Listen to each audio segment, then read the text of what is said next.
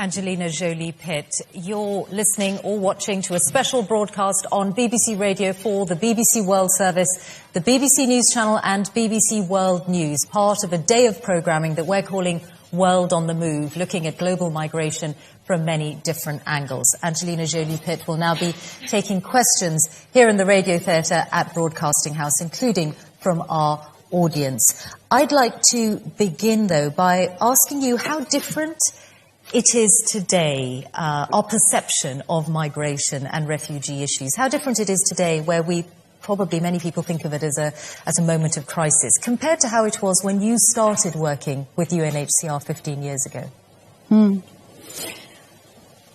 Well, there have always been, millions of people displaced, seems since the dawn of time, and when I started there was, millions then. But it was very different. There were many returns, and I was fortunate to be a part of many of those returns. And when I would visit a refugee camp, the focus wasn't, the focus wasn't on third country asylum. It was on how to balance this camp and how to get a secondary school in the camp and how to and when the appeals for the funds for food needed to be topped up or something was happening, you were able to work with the displaced people in a way that there was more order, there was more funding, there were less numbers, and now it is very distressing when I go to these situations in these camps where it doesn't feel in any way like it used to, and it feels very. I know at UNHCR we want to always say that we've got enough and we're doing our best and we're taking care and we're managing, but really we have been underfunded for far too long, and crises around the world we are really trying to make up for lack of appeals being met, and we are not able to give people what they need. And you spoke of the risk of a race to the bottom in countries competing to be really tough. Can you understand, though, why people in host countries all around the world, either because they have already taken in a lot of refugees or because they fear an influx in numbers, might not feel welcoming? Yes, of course I do. I think when you don't, when it's not explained to you, when we have media and politicians preying on that fear and saying everything wrong would be this person's fault, these new people, this migration, this is the root of all that's going wrong, and when they don't help to explain who these people are or the vetting process, they don't help you to understand what people go through in order to get to for someone to. I've seen the process. I've stepped people through the process. I've watched as they wait month by month by month to get the right paperwork and do it the right way, and get on the right lists. And when UNHCR goes through that process and says this person is the most vulnerable and this person has grounds for asylum, they should be listened to. And so I think what we're feeling a lot of now is that people don't feel that there is that order in place. They don't feel that people are met at borders with the right amount of manpower, they are not understanding the process, and some people are are pushing to pass by that process and not get registered, and this is bad for everybody. Yeah, so that's about the responsibility of the refugee as well as the right. The responsibility of refugees, the migrants, and the governments to make sure it's done well and that they're communicating with their citizens who is being allowed in, and they need to understand how to manage it, and they need to communicate better. Because there are many ways in which, and we all know, many people in this room, that migration can benefit a community. Let's turn to our first question, which is from Niloufar Hedayat, an Afghan-born refugee who is now a broadcaster. Niloufar. My question is more to do with the distinction that you made between a migrant and a refugee. I came to Britain from Afghanistan, fleeing the Taliban. But there were lots of reasons why we moved to Britain, and economics played a big part in that. I don't know how helpful it might be to create these silos in which we put people into, whether it's economic migrants, refugees, asylum seekers. So I was just wondering what you thought about that, whether these terms are helpful. I do think it's important because I think there are. First of all, there is a difference, which is that an economic migrant is as we spoke about, absolutely admirable in their need for a better life, their desire for a better life. If it was me, I'd probably do the same for my family if I was in a situation. A refugee and certain migrants are coming for persecution, and there are various other reasons. So I think it is, but they are running for their lives, and it's immediate and it's emergent. It's an emergency. And so when you have a mass of 6 million people, when I'm in a country where there's 4 million people, and I know that there's a certain amount of people that should be put forward first and make sure they get space.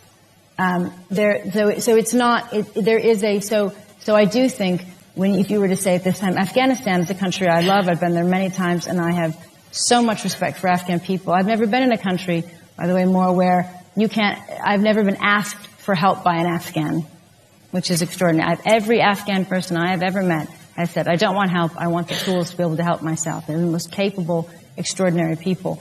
And so it is very important, your point. When you say, well, I'm not coming from a country of war, does that mean I am not?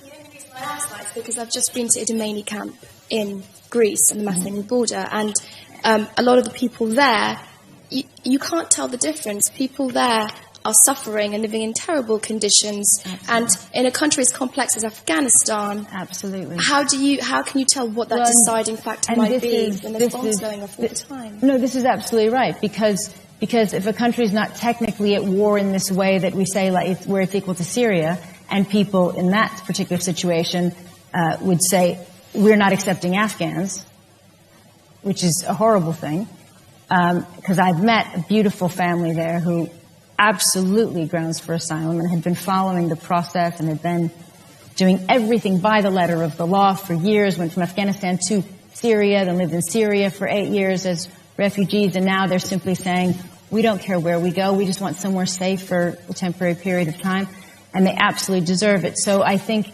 that is why registration is so important, that we understand and we have the manpower to be able to listen to each case. Because there are people who have absolute grounds for asylum, and it isn't clear. So when you say it's not war, it's persecution, it could be that you're being attacked because of your ethnicity. Girls are being attacked in different countries for female genital mutilation. There are many, many, many reasons why people have grounds to have and be given and granted asylum. And so it is very, very important that we don't make blanket distinctions. What I was simply talking about is that there is, at this time, the very particular economic migrant from a particular country that may be seeing this as, which I would not consider Afghanistan that country. Just very briefly on that before we go to our next question, as a refugee advocate, has the journey of that pure economic migrant made it harder for the refugee? Well, I do think at times of crisis like now, where you have people, and I've met, for example, recently when I was meeting people in a camp in Lebanon. It wasn't a camp, it was this abandoned warehouse where they were having to illegally work because they couldn't legally work and have their papers, which is being worked on. They are living in this place where there's so much asbestos, so much asthma. The one child had already died. Everybody else was developing asthma. The situation was horrible. UNHCR can only give so much, can only do so much. These people but they've been waiting patiently. They've registered patiently. They've all got grounds for asylum, and they are not pushing forward to do, but they are from an area of Syria that is absolutely destroyed, and they are single women and children, and they are on their own, and they're in need. Now, I'd like those people to be considered, and among them are many, many sick and elderly. I'd like them to be considered a priority, and I'd like to make sure that somebody who is from maybe another country that is seeing this moment as an opportunity to push forward and have a better life for themselves, but is not in such dire straits and is in such an emergency, I would like them not to step in front of that person who is the most vulnerable. David Davis MP has our next question, a Conservative politician who has recently returned from a visit to Syria. Mishal Pitt, I think you recognised in your compelling speech the need to go to the source of these problems. You said that they're wearing down countries, the ongoing problem. After the Second World War, America, by its leadership and its resource, with the Marshall Plan and so on, went to the source of the problem and solved it. Is there a chance that America will go to the source of this problem, not with bombs, but with money, power, influence, diplomatic effort, to solve some of the sources of these problems, particularly, dare I say it, after the coming presidential election? Easy question. Well, all I can say is they absolutely should, and they better, and not alone. I think they have to work with countries around the world as before, but that is what they must do, and it's something that we as an American, I will be pressing my own government and speaking loudly about it. But I have been very, very disheartened by my own country's response to this situation. By people like Donald Trump, who has talked not only about building a fence, a wall on the border with Mexico, but banning Muslims from the United States. You're shaking your head. Well, anyone who's listening, it's hard rather to than respond watching. to that. You know, I mean, I think you know, it's something that I can't. It's hard for me. You know, to me, America is built on people from around the world coming together for freedoms and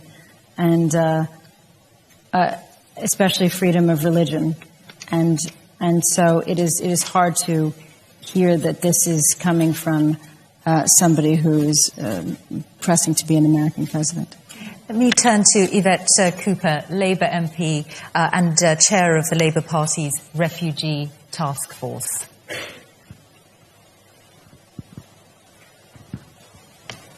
Thank you, and thank you for a powerful speech. Can I ask you particularly about children and child protection? Because you rightly talked about the importance of registration, but we know that often children, particularly unaccompanied children, are not being registered at all. They're slipping through the net completely, often falling into the arms of trafficking gangs, smugglers, and at huge risk of abuse. We know too in some areas, some of the reasons they're not being registered is because the only response from the authorities and the agencies might be detention or to actually hold them because there is no proper provision.